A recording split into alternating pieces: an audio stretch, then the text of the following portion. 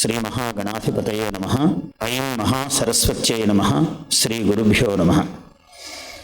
శ్రీమన్మంగళమేఘకైసిని శ్రీమన్మంగళమేఘకైసిని కళాసీమంతముక్తామణే సీమాశూన్యకవిత్వవర్షజనని సీమాశూన్యకవిత్వవర్షజనని ప్రస్విన్న కాదంబిని స్వాదు ప్రేమ రస ప్రసారఝరిణి స్వాత్మాశ్రయానందిని వందే త్వాం శశిశేఖర ప్రణయిని వందే త్వాం శశిశేఖర ప్రణయిని త్రయంత సంచారిణి శ్రీకరమందార సింధూర తిలకంబు ఫాలభాగమునందు గ్రాలుచుండ విరిదండ మెడ నిండ పరిమళములు చింద విరిదండ జడ నిండ పరిమళములు చింద కందోయి చిరు చల్వ కందళింప కరకంజముల పొంచి ఘన విపంచి కయంచి అతిలోక శుశ్రావ్య శృతుల నీన రాజహంసమునెక్కి రాజతాక్షమునూని మందస్మితాస్యయై విందుగొల్ప సారసోదీర్ణ సువితీర్ణ జ్ఞానపూర్ణ భారతీదేవి సత్కృపా భాగ్యమహిమ తల్కులులయుచు నేడు నానాల్కమీద ఇంపు ఘటించి ఇక నటించుగాక. ఈ అపూర్వమైన అతివేలమైన అనర్ఘమైన మహాసభకు సాహసముగా శ్రీకారము చుట్టిన బాలచంద్రులకు ఎందుకు అనర్ఘము సాహసము ఇన్ని విశేషణాలు వేశానంటే, మేము ముగ్గురము ఎప్పుడూ స్నేహ పరిమళములు చెందుకుంటూ ఉన్నవాళ్ళమే మేము.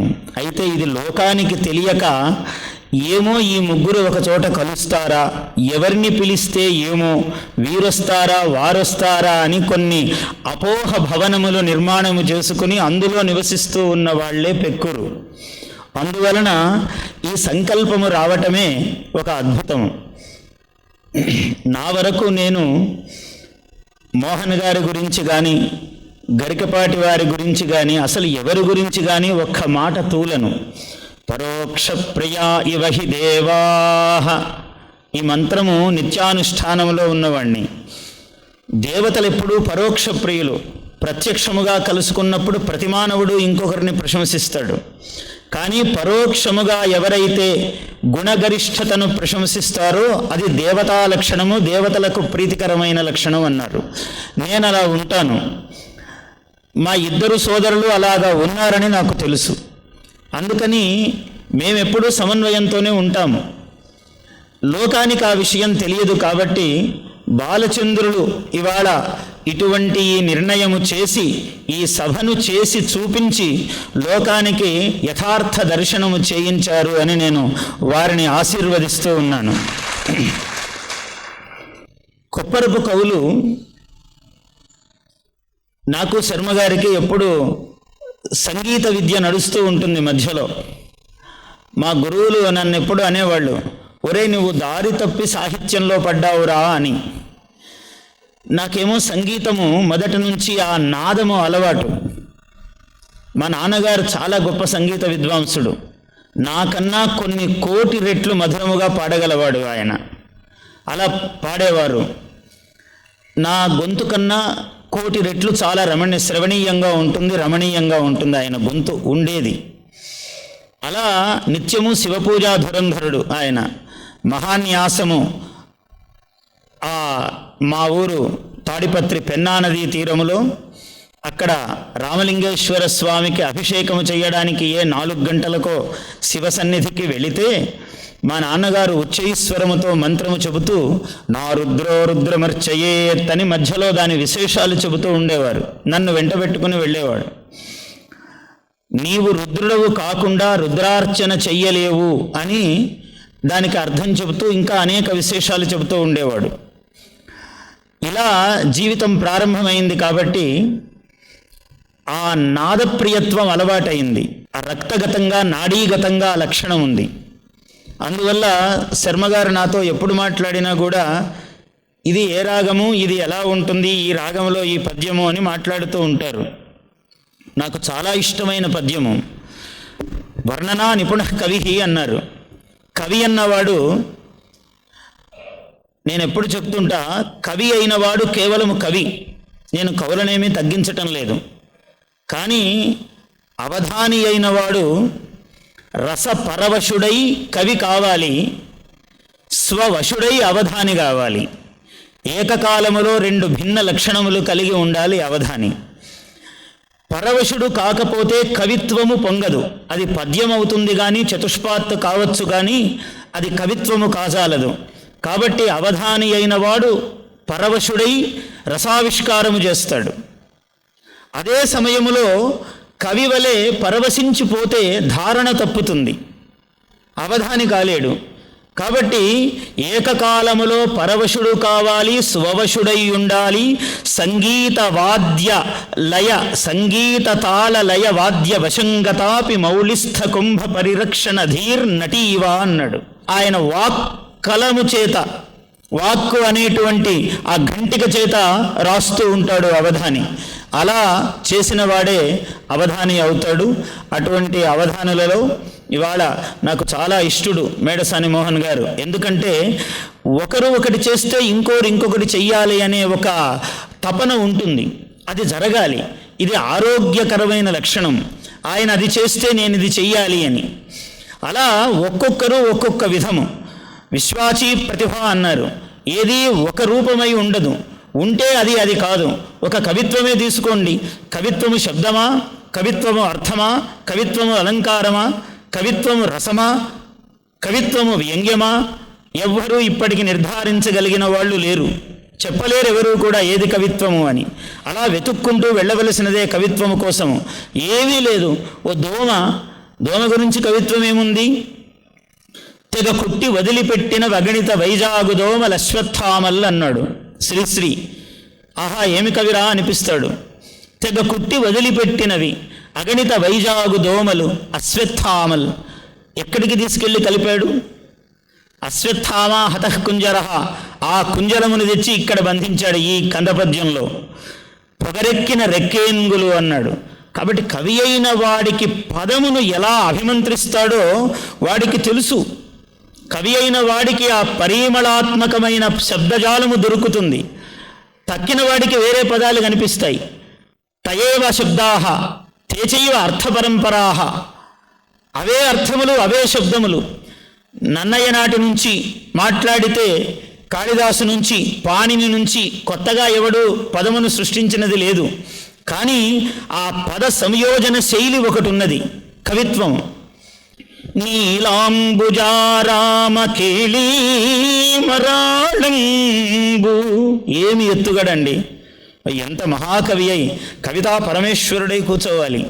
అట్లాంటి వాడు తప్ప ఆ పదములు ముట్టుకోలేడు. అసలు అవి స్ఫురించవు ఆ పదములు. నీలాంబుజారామము. పార్వతీ పరమేశ్వరులు కూర్చున్నారు. అమ్మవారిని పరాదేవతను వర్ణించవని ఆయన వర్ణించాలని అనుకున్నాడు. అమ్మవారిని వర్ణించాల్సినప్పుడు ఆయన ఎలా ఎత్తుకున్నాడు చూడండి. అది నీలాంబుజారామము అన్నాడు. అమ్మవారు ఒక నల్ల కలువల ఓ పెద్ద తోట. నీలాంబుజ ఆరామము. నీలాంబుజారా, ఆ ఆరామములో కేళీమరాళంబు. కేళిగా, హేళగా ఒక మరాళము, తెల్లని రాజహంస తిరుగుతూ ఉన్నది. నీలాంబుజారామ కేళీమరాళంబు సామేన శంకర స్వామి వెలయా. ఏమి ఎత్తుగడ, ఏమి భావనా వైషద్యము! సామేన శంకరస్వామి. అమ్మవారి సగము మేనిలో శంకరస్వామి వచ్చాడట. శంకరుడి సగము మేనిలో అమ్మవారు రాలేదు. రహస్యం చూడండి. ఎత్తుగడ అమ్మవారితో మొదలుపెట్టాడు. ఆయన చెప్పవలసిన ఉద్దిష్ట అర్థము అమ్మవారు. కాబట్టి నల్ల కలువల గుంపులో ఒక మధ్యలో ఒక చోట ఏమో తెల్లని మరాళము రాజహంస ఉన్నదట అక్కడ. ఎందుకంటే హంసకేమి పని అయ్యా అంటే తామర తూడులు కలువల కాడలు తింటూ ఉంటుంది అది. అందుకని అది అక్కడ చోటు చేసుకుంది. నల్లగా అమ్మవారు ఉన్నది, తెల్లగా స్వామివారు ఉన్నారు. ఏమి ఎత్తుగడ! నీలాంబుజారామ కేళీమరాళంబు సామేన శంకర స్వామి వెలయ. ఒక విషయాన్ని అందుకున్నాడు అంటే దాన్ని ఎక్కడి దాకా ఎలా తీసుకెళుతున్నాడు కవివతంసుడు. దాన్ని శిఖరాయమానముగా తీసుకెళ్ళి ఆ తేటగీతి ఎత్తుగీతి వచ్చేటప్పటికీ ఏమంటాడంటే కమ్ర ముక్తాఫలామల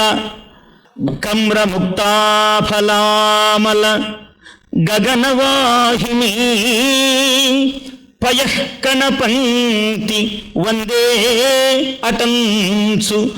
ప్రాస యతి వేసేది అవధానికి కవికి తెలుస్తుంది ఆ రహస్యము.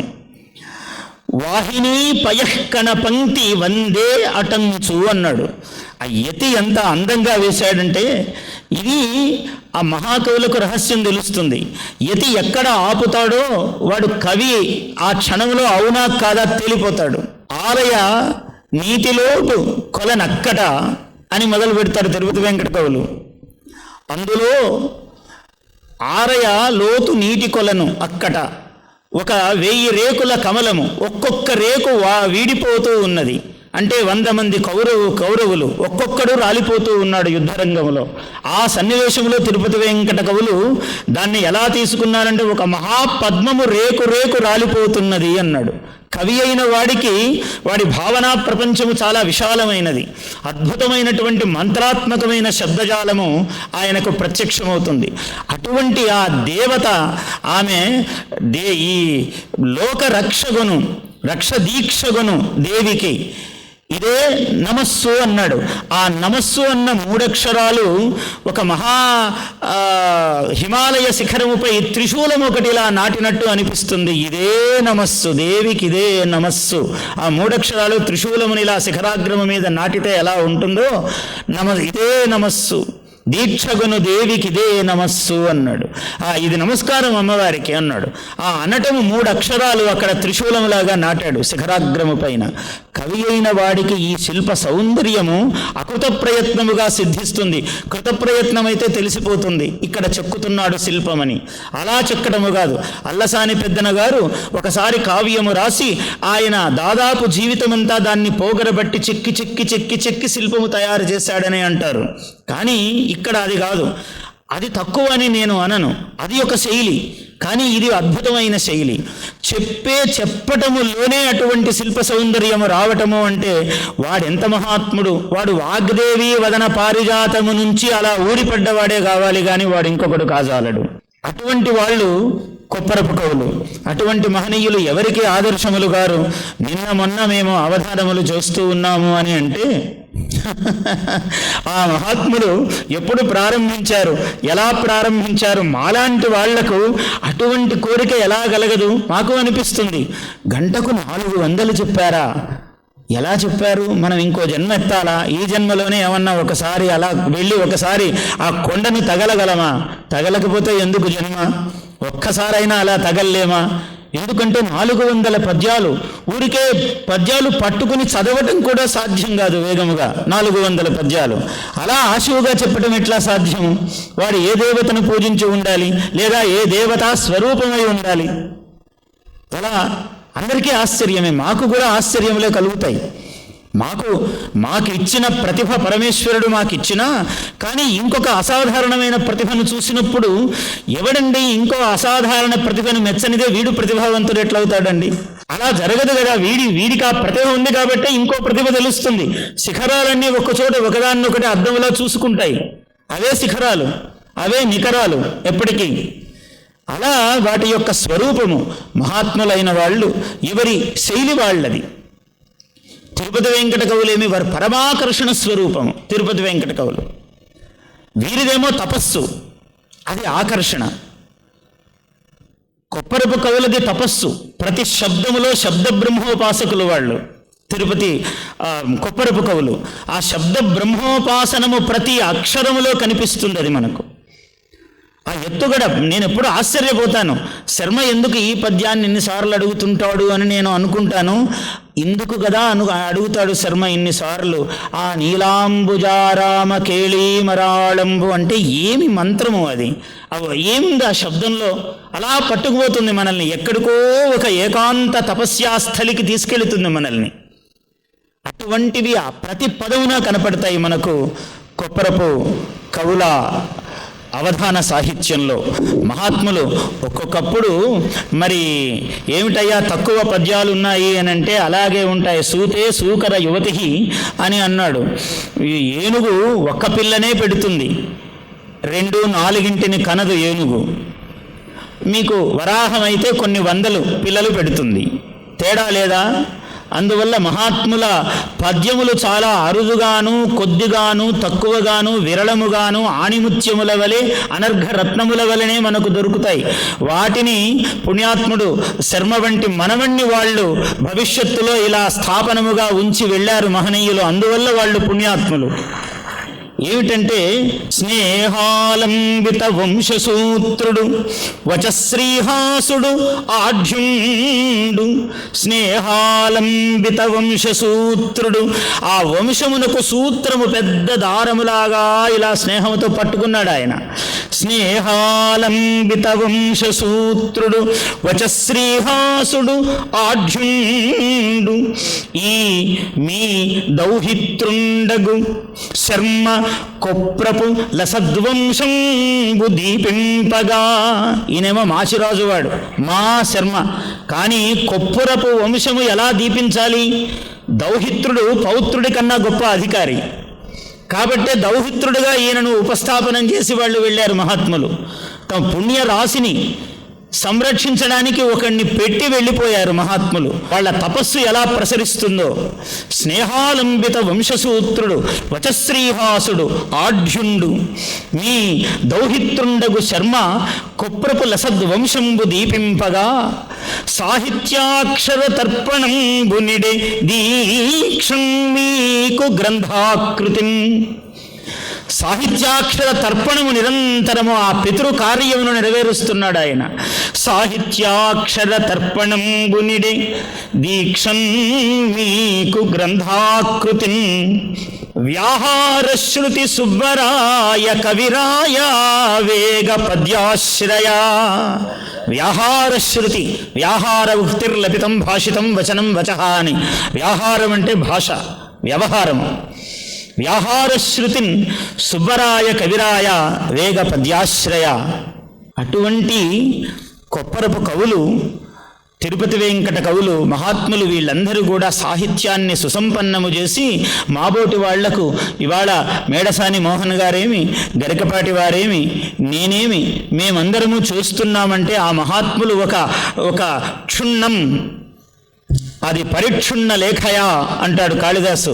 ఆ పరిక్షుణ్ణమైనటువంటి మార్గమునొకటి సునిశ్చితము చేసి వెళ్ళిపోయారు కాబట్టి ఇందులో మేము బహుళ విన్యాసములు చేయగలుగుతూ ఉన్నాము. ఇది మాకు ఆ అమ్మవారు పరాదేవత ఇచ్చినటువంటి ఒక అనుగ్రహము మాకు. తత పరిమళ పుష్పవాటి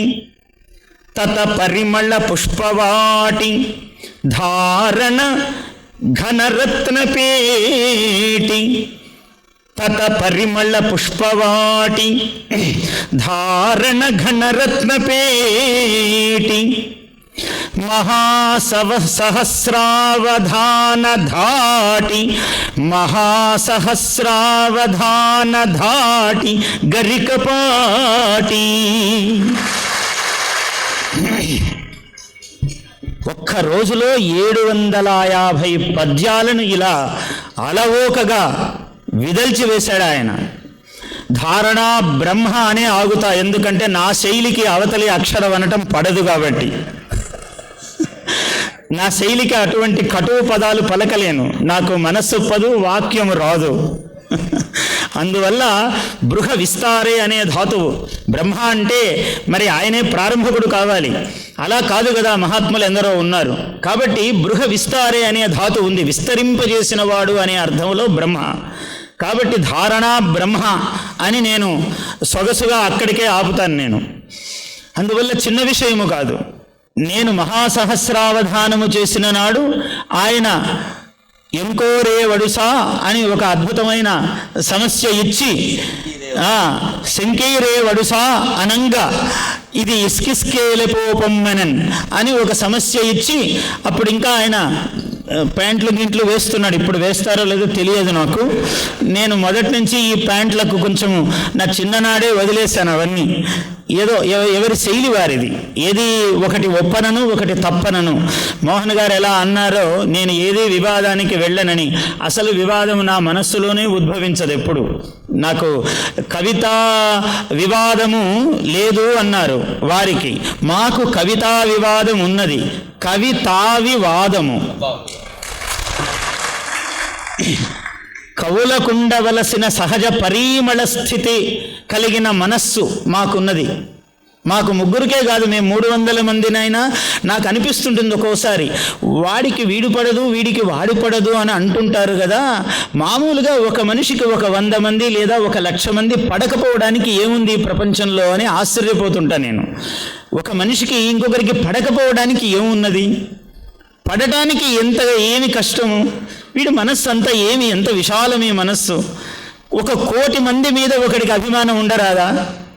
1,00,00,000 మందిని ప్రేమగా చూడరాదా ఒకడు? చూడడానికి ఏమి ఇబ్బంది, ఏమి సమస్య మానవుడికి? నాకు ఆశ్చర్యం కలుగుతూ ఉంటుంది.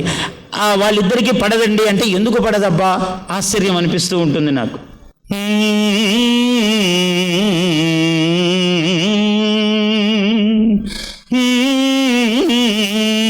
అతడు గళము విప్పెనేని అమృత సుధా నిర్ఝరిణి. అతడు గళము విప్పెనేని అమృత సుధా నిర్ఝరిణి. అమర సుధా నిర్ఝరిణి. అమృత సుధా పునరుక్తి అవుతుంది కాబట్టి అమర సుధా నిర్ఝరిణి. అతడు గళము విప్పెనేని అతుల సుధా నిర్ఝరిణి. 5 సహస్రావధాని అతడు మేడసాని. మేడసాని గారి వేగము నాకు చాలా ఇష్టము. అయితే నేనేమో రాగములో జీవిస్తూ అలా అలా అలా అలా పైకి వల్మీకములోని పాము ఎలా పడగ సహస్ర ఫణములతో బయటికి అలా నెమ్మదిగా వస్తుందో నా అలవాటు, నా శైలి అది. అందువలన నా శైలిని నేను వదులుకోలేను. నా జీవలక్షణం అది. అందుకని నేను అనుకున్నాను, నీవు నాతో పలికిస్తేనే నేను తేనెలు చిలికిస్తాను. నీవు నాతో పలికిస్తేనే నేను తేనెలు చిలికిస్తాను. నీవు నాకై పలుకిస్తేనే నేను పాటగా ప్రవహిస్తాను. నువ్వు నాకు పలుకిస్తే, నీవు నాచే పలికిస్తే నేను, లేకుంటే నేనేమున్నది తల్లి?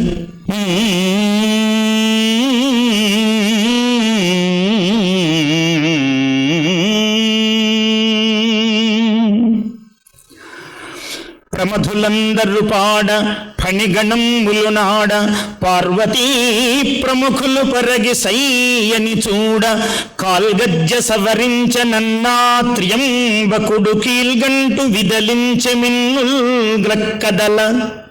ప్రమధులందరు పాడ ఫణిగణములు నాడ పార్వతీ ప్రముఖులు పరగి సయ్యని చూడ కాల్గజ్జ కదలించనన్నాత్ర్యంబకుడు కీల్గంటు విదలించె మిన్నుల్ గ్రక్కదల. డమరుకము ఝళిపించె ఢం ఢమ్మననిపించె అమర సంఘము తోడ అంతటా క్రిక్కిరిసే. డమరుకము ఝళిపించే ఢం ఢమ్మననిపించే ఐవున్నురుక్కులంతటా వినిపించే.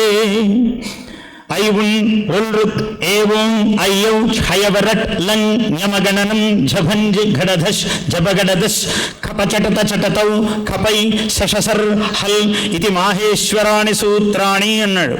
ఆయన మహానుభావుడు పాణిని మహర్షికి అలా దర్శనమిచ్చాడు. తపస్సు ఎంత తపస్సు చేసి తినో ఇప్పటికీ లభించినావు ఏకాంతము కాంతమై. అద్భుతమైన మాట అన్నాడు స్వామి. ఏమి అనుగ్రహము! నీవు ఇలా ఆ డమరుకమును కదిలిస్తుంటే 14 సూత్రములు వినపడ్డాయి. ఆ 14 సూత్రములు లోకమంతా మాట్లాడుకుంటున్న భాషలు ఇవాళ మనము. డమరుకము ఝళిపించే ఢం ఢమ్మననిపించే ఐ ఉండురుక్కులంతటా వినిపించే క్షీరాబ్ధిలో తేలు కీలానుగామి అయి పాలాక్షు నేత్రము ప్రజ్వలించే. పెద్ద క్షీరాబ్ధిలాగా తెల్లగా ఉన్నది ఫాలభాగము, ఎర్రగా చిచ్చర కన్ను వెలుగుతూ ఉన్నది. క్షీరాబ్ధిలో తేలు కీలానుగామి అయి ఫాలాక్షు నేత్రము ప్రజ్వలించే జయ జయ మహాదేవ సౌధీకృతగ్రావ సతత నృత్య విరావ సత్యభావ పార్వతీ ప్రణయంకవాసీ జయ హో ప్రథిత రక్తఛటాకేసీ జయ హో కాలకాలం వ్యాళమాల జయ కంకాళ పూర్ణిత భస్మహేలా జయ హో జయ హో జయ హో జయ హో జయ జయ విజయ హో అంచు ప్రమధావళు అంచలంచలతోడ మించిపోయిని జయ జయధ్వానాల జాడ స్తోత్ర పాఠమే చాలు చూపించు సరి ప్రజ్ఞ అన్నట్లు నగ కన్య అలవోక నవ్వింది నవ్వు ఆంతర్యమ్ము రవ్వలో పసిగట్టి మువ్వలంజిలిపించ దివ్య రవళులడించే జగతి భారము మోయు స్తంభాల వలెనుండు కాళ్ళు కదలిన ఎంత కంపించ జగతి అక్షమాలావళులు చక్షుశ్రవాళులు సంసక్తమై రెండు విక్షిప్తమైపోయే తత్పతన భీతిచే ఉత్ప్లవించను మూషిక మెగిరిపడి కరిముఖుండే కదంతుండయ్యే ఒక పాదనాదమ్ము ధమ్మటంచుదుడంగే ఒక పాదనాదమ్ము ఘలు ఘల్లుమని పొంగే అది కాల భైరవుని అసుర మర్దన పాదమది పార్వతీరమణి మృదుల పేశల పదము. అర్ధనారీశ్వర తత్వము ఒకసారి దృశ్యమై ఒకసారి ద్రష్టయై ఒకసారి దృశ్యమై వికచమయ్యే. అమ్మవారు సామేన స్వామివారి శరీరములో ఉంటే అది ఒకసారి దృశ్యము, ఆమె ఎదుట కూర్చుంటే ఒకసారి ద్రష్ట, మళ్ళీ ఆమె ఎదురుగా కూర్చుని చూస్తూ ఉన్నది.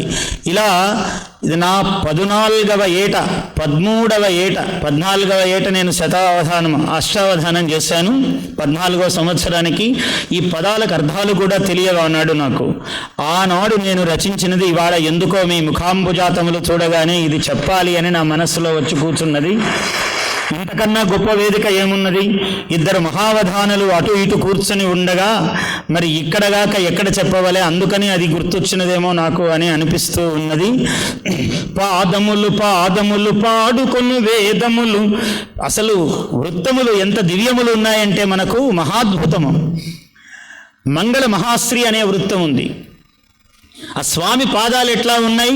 పాదములు పాదములు పాడుకొను వేదములు పాదుకొను పర్వతములేమో ఆ దిశల నాదుకొను హస్తములు శస్తములు ఆది కలశాంబు నిధులేమో ఊదుకొను నెన్నురము ఉండు ఉమకాపురము ఉత్తముల గోపురము దేవా కాదనవు లేదనవు కాంచన మహాధనువు కాదనవు లేదనవు కాంచన మహాధనువు కాంచగలదే తనువు దేవా నిన్ను కాంచగలదే తనువు దేవా. అలా ఋషి చరిత్రము అని కావ్యము రాసా నేను. అందులో ఇవన్నీ కూడా నేను పెట్టాను. అంటే పాణిని, కాత్యాయనుడు, వరరుచి, మా గోత్రము ఆత్రేయస, మా ఋషి అత్రి, ఇటువంటి విశేషాలన్నీ అందులో రాశాను. సరే, ఏమైనా కూడా ఇవాళ ఈ అద్భుతమైనటువంటి సభా కల్పనము ఒక మాటతో ముగిస్తాను. ఇవాళ దీక్షితు ఇక్కడ కూర్చున్నాడు. నాకు చాలా హృదయంగమమైన మిత్రము మా దీక్షితుడు. మహాప్రతిభాశాలి దీక్షితుడు. ఆయన శివానుగ్రహము, అంతకన్నా ఇప్పుడేం మాట్లాడాను. చాలా మహాప్రతిభాశాలి, ఒక నటుడు, చాలా గొప్ప నటుడు అతడు. అటువంటి మాకు చిన్నప్పటి నుంచి స్నేహము. చాలా నాకు 19 ఏళ్ల వయస్సు. నన్ను ఇది కొంచెం ఒక 2 నిమిషాలు తీసుకుంటున్నాను అప్పాజోసుల వారు. నారాయణ రెడ్డి గారి దగ్గరికి తీసుకెళ్ళాడు.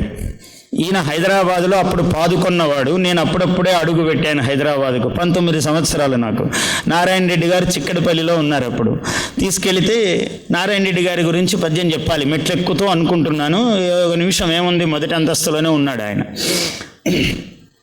తీయని మాట మీది వెనుదీయని కబ్బపు బాట మీది, మీ ధ్యేయము గేయ వాంగ్మయ విధేయ మణిమయ భద్రపీఠిపై హాయని కూరుచుండుటయే హాయన రే భవదీయ దీప్తి, నారాయణ రెడ్డి సత్కవివరా చులుకీకృత భూరి సత్కళ. ఆయన పద్యం రాయించుకుని సంతకం చేయించుకుని ఓ పెద్ద శాలువా తెచ్చి కప్పి పరమ ప్రేమగా చూశారు. అవి ప్రారంభ దినాలు. 19 నా వయస్సు. అంటే పద్యాలు చెప్పటం అన్నది చక్కటము శిల్పము. కత్తుల నెత్తలేదు, తురగమ్ములు డెక్క కదల్చలేదు, ఏ నెత్తురు చిమ్మలేదు, ఒక నిష్ఠురమౌ పలుకాడలేదు, కొంగ్రొత్తని సత్యమార్గమున కోరిన రీతి స్వరాజ్యపూత సంపత్తిని తెచ్చి మన భారత నేతలు మేటి వీరులై. 10వ తరగతి చదువుతున్నా నేను. ఆగస్టు 15 నాడు నాగఫణి స్టూడెంట్ లీడర్ నువ్వురా మాట్లాడు అన్నారు. అప్పటి 14 సంవత్సరాలే. ఎందుకంటే 10వ తరగతి నేను 14 సంవత్సరాలకు రాశా పరీక్షలు. మామూలుగా 15కు రాయాలి. ఒక సంవత్సరం డబల్ ప్రమోషన్ ఇచ్చి ఏదో ముందుకు నెట్టారు నన్ను, మంచి మార్కులు వచ్చాయని. ఇదంతా శివానుగ్రహము. ఇవాళ ఇటువంటి ఈ మహాద్భుతమైనటువంటి సన్నివేశము ఏర్పరిచినందుకు పెద్దలు ఇక్కడ మన